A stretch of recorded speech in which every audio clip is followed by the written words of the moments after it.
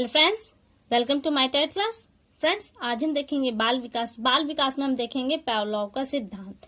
देखिए, पावलोव शब्द कहीं आपको ये पावलोव मिलेगा, कहीं पावलाव मिलेगा। तो पावलोव हो या पावला, आप जान जाइए कि किनकी बात हो रही है। आप अपने हिसाब से उसका अंदाजा लगा लीजिएगा। हम यहाँ पे पावलोव के सिद्धांत की बात पढ़ेंगे। पावलोव कौन थे? पावलोव एक शारीरिक शास्त्री थे। शारीरिक शास्त्र यानी कि शरीर से संबंधित जो क्रियाकलाप थे वो करते, यानी कि एक डॉक्टर जैसी भूमिका थी इनकी। और ये रूस के थे, इसलिए इन्हें रूसी भी कहा जाता था। इन्होंने अपना जो प्रयोग किया था वो कुत्ते पर किया था, कुत्ता। इनके सिद्धांत, इन्होंने जो प्रयोग किया और जो इससे रिलेटेड सिद्धांत या उनके सिद्धांत थे, देखिए, क्लासिकी अनुबंधन सिद्धांत, शास्त्रीय अनुबंधन सिद्धांत और अनुकूलित अनुक्रिया का सिद्धांत। ये नाम क्यों पड़े? इनके जब हम जो प्रयोग है इसको देखेंगे तो हमें समझ में आ जाएगा। लेकिन यहाँ पे मैं एक चीज बता दूं, क्लासिकी शब्द इंग्लिश वर्ड है, वही शास्त्रीय इसका हिंदी है। तो क्लासिकी अनुबंधन सिद्धांत कहे या फिर शास्त्रीय अनुबंधन सिद्धांत, दोनों चीज एक ही है। मतलब जो एक नैतिक क्रिया होती है उसके लिए ये प्रयोग किया जा रहा है कि शास्त्रीय अनुबंधन सिद्धांत। और अगला है अनुकूलित अनुक्रिया का सिद्धांत। अनुकूलित, देखिए, कुत्ते पे इन्होंने प्रयोग किया था। कुत्ता जिस बंध से अनुबंधित हो चुका था, इसलिए वहां पे अनुकूलित, वो अनुकूलित हो चुका था उस घंटी से, इसलिए इस प्रयोग का नाम अनुकूलित अनुक्रिया का सिद्धांत भी रखा गया। अब इनके सिद्धांत को एक बार देख लेते हैं। देखिए, इनके सिद्धांत को 4 भागों में बांटा गया था। पहला है स्वाभाविक उद्दीपन, स्वाभाविक अनुक्रिया, अनुबंधित उद्दीपक और अनुबंधित अनुक्रिया। इन्होंने अपना प्रयोग जो किया, देखिए, वो कुत्ते पे किया। मैंने यहाँ पे चित्र बनाया, थोड़ा बहुत गड़बड़ हो गया था, समझ लीजिएगा। देखिए, इन्होंने कुत्ता लिया था। कुत्ता एक पशु है, इसमें स्वाभाविक सी क्रियाएं होती है। अगर कुछ खाने पीने की चीजें इन्हें दिख जाए तो ये स्वाभाविक से अनुक्रिया करते हैं, लार टपकाना वगैरह ऐसा। तो इन्होंने कुत्ता लिया और कुत्ते की जो लार ग्रंथियां थी, पावलोव क्योंकि एक शरीर शास्त्री थे तो उन्होंने उनकी लार ग्रंथियों का ऑपरेशन करके एक परखनली से उसे जोड़ दिया था और उससे जो प्रवाहित होता था लार, उसका वो नाप करते थे। तो इन्होंने जो एक कुत्ते को लिया और उसकी लार ग्रंथियों का ऑपरेशन किया और उसके सामने एक भोजन रखा, भोजन की थाली, ये भोजन देख रहे हैं और यहाँ पे घंटी है। तो उन्होंने भोजन रखा। देखिए, भोजन को देखकर कुत्ते का जो अनुक्रिया था वो अनुक्रिया करता था। भोजन कुत्ते के लिए उद्दीपन का कार्य करता था और उद्दीपन के कारण कुत्ता अनुक्रिया करता था। भोजन यहाँ पे क्या है आपका? उद्दीपन। उद्दीपन, उद्दीपन को देखकर जो कुत्ता एक्टिव होता, जो क्रिया करता था, वो कहलाता था अनुक्रिया। तो अनुक्रिया क्या है? यहाँ पे कुत्ते का लार टपकाना अनुक्रिया होती है। अब देखिए यहाँ पे क्या हुआ, कुछ प्रयोग हुआ। उन्होंने क्या किया, कुछ दिनों तक लगातार उन्हें कुत्ते को बांध के रखा और उसके सामने भोजन की थाली रखी। कुत्ता भूखा था, भोजन की थाली जो उसके लिए उद्दीपन का कार्य करती थी, तो जिसके परिणाम स्वरूप अनुक्रिया करता था। तो हुआ क्या कि वो भोजन की थाली को देखकर कुत्ता लार टपकाता था। भोजन को देने से पहले पावलोव एक घंटी बजाते थे। ये घंटी यानी कि भोजन देने से पहले घंटी बजती थी और घंटी के तुरंत बाद भोजन कुत्ते को दे दिया जाता था। तो कुत्ता भोजन को देखकर लार टपकाता। तो ये एक प्रक्रिया क्या हुई, स्वाभाविक से उस भोजन उसके आगे रखा प्रत्यक्ष रूप से और उसका वो सेवन कर रहा है। तो यहाँ पे ये भोजन क्या हुआ आपका, यहाँ पे हम स्वाभाविक उद्दीपन कह सकते हैं। भोजन क्या है? भोजन यहाँ पे मैं लिख देती हूँ। भोजन क्या है? स्वाभाविक उद्दीपन,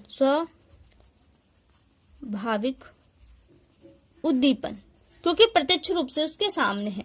और प्रत्यक्ष रूप से भोजन को देखकर कुत्ते का अनुक्रिया क्या कहलाया? स्वाभाविक अनुक्रिया, अनुक्रिया। भोजन प्रत्यक्ष रूप से देखना स्वाभाविक उद्दीपन, प्रत्यक्ष रूप से फिर भोजन को देखने वाला लार टपकाना स्वाभाविक अनुक्रिया।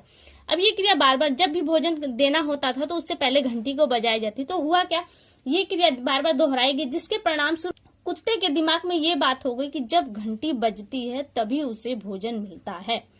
तो हुआ क्या, एक बार इन्होंने इस भोजन को हट नहीं दिया वरन सिर्फ घंटी बजाई। तो घंटी से कुत्ते का एक अनुबंध स्थापित हो गया था, एक बंधन बन गया था, बंध जिसे हम कह सकते हैं, बंध। तो इस बंध यानी कि अनुबंध हो गया था। हुआ क्या, घंटी बजी, कुत्ते को लगा कि अब भोजन मिलेगा। भोजन उसके सामने आया नहीं, अभी भोजन उसके सामने गया नहीं, लेकिन कुत्ते ने लार टपकाना प्रारंभ कर दिया भोजन के चक्कर में। तो क्या है यहाँ पे देखिए, यहाँ पे अनुक्रिया हुई बंध के अनुसार से। भोजन प्रत्यक्ष रूप से नहीं है, फिर भी कुत्ते ने लार टपकाना प्रारंभ कर दिया, तो ये क्रिया क्या कहलाई? तो ये अनुबंध कहलाई, क्योंकि इसका घंटी का और कुत्ते का एक बंध स्थापित हो गया था, एक रिश्ता स्थापित हो गया था। तो यहाँ पे घंटी का बजना, यहाँ तो स्वाभाविक उद्दीपन हुआ, स्वाभाविक रूप से उसे भोजन दिया जा रहा था, लेकिन भोजन न देने के बाद भी घंटी के प्रक्रिया के कारण ही बच्चा कुत्ता अपनी लार बहाने लगा, इसलिए यहाँ पे ये कौन सी उद्दीपन है? ये अनुबंध, अनुबंधित ये उद्दीपक कहलाया। क्योंकि क्या है, उद्दीपक तो भोजन होगा कुत्ते के लिए, लेकिन यहाँ पे भोजन न देकर एक घंटी बजाएगी, जिसके कारण से कुत्ते ने लार बहाना स्टार्ट किया। तो ये क्या है? अनुबंधित, क्योंकि घंटी से इसका जो बंध स्थापित हुआ, जो रिश्ता स्थापित हुआ, जिसके कारण से इसे अनुबंधित अनुक्रिया उद्दीपन कहा गया। अब अनुबंधित अनुक्रिया के कारण कुत्ते ने जो प्रक्रिया की वो आपका कहलाया अनुबंधित अनुक्रिया। अब कुत्ते का जो लार ये टपका, क्योंकि अब और लार टपकाने लगा, घंटी क्या कि भोजन उसे मिलेगा, तो ये क्या कहलाया आपका? अनुबंधित अनुक्रिया। क्यों? क्योंकि उसे लगा कि उसे अब भोजन मिलेगा और इसने प्रक्रिया प्रारंभ कर दी। तो यही उनका प्रयोग था। तो देखिए यहाँ पे जो ये प्रयोग हुआ जरूर कुत्ते पर, लेकिन इसे शिक्षा के क्षेत्र बालक से जोड़ा गया। कैसे जोड़ा गया? अब इसका देखिए शैक्षिक महत्व समझ लेते हैं। शैक्षिक महत्व, शैक्षिक महत्व, उन्होंने कहा कि स्वभाव का निर्माण होता है इससे, स्वभाव का निर्माण। आपने देखा होगा, अगर साधारण तरीके से सबसे पहले अगर हम स्कूलों में चले जाएं तो वहां घंटियां लगी होती हैं। यहाँ पे प्रयोग घंटी के माध्यम से कुत्ते के साथ किया गया, तो इसका मतलब ये नहीं कि सब जगह घंटी से ही इसका प्रयोग होगा, कहीं से भी हो सकता है। सिर्फ वो एक तरीका है, स्कूल का मैं बता रही हूँ। ऑफिस में क्या होता है, वहां पे टाइमिंग होती है, तो टाइमिंग हो या स्कूल की घंटी हो, बात एक ही होती है। तो क्या होता है, जब जो घंटी होती है, तो घंटी जब बच्चा प्रारंभ करता है स्कूल, तो धीरे धीरे वो समझ जाता है उस घंटी की, मतलब इस घंटी के बजने की क्या कंडीशन। पहली बेल लगती है तो वो जान जाता है कि अब ये इस सब्जेक्ट की पढ़ाई होगी, दूसरी बेल लगता है तो इस सब्जेक्ट की पढ़ाई होगी, फोर्थ बेल के बाद वो जानता है अब रिसेस होगा, उसे टिफिन करना है। तो कहने की इस घंटी की प्रक्रिया से क्या हुआ, उसके अंदर स्वभाव उत्पन्न हुआ।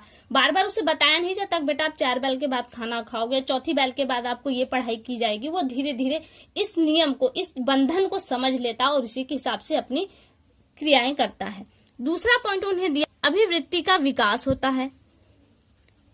देखिए, बालक जैसे जैसे क्रियाएं करता है उसके हिसाब से उसकी अभिवृत्ति बनती है और उसके हिसाब से वो अपनी जो कार्य होता है उसको पूर्ण करता है। तो यहाँ पे कहा अभिवृत्ति का विकास होता है। तीसरा पॉइंट है समाजीकरण में सहायक,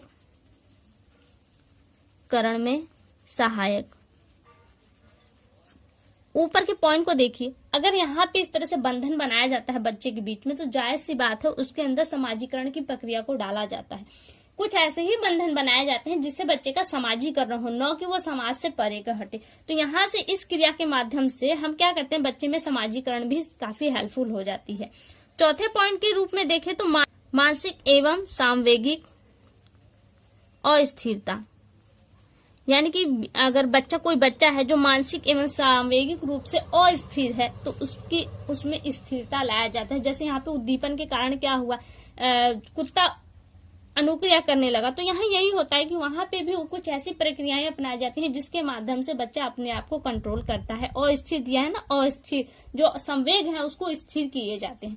तो यहाँ से आप समझ सकते हैं कि पेवलोव का ये जो सिद्धांत था कितना इम्पोर्टेंट है।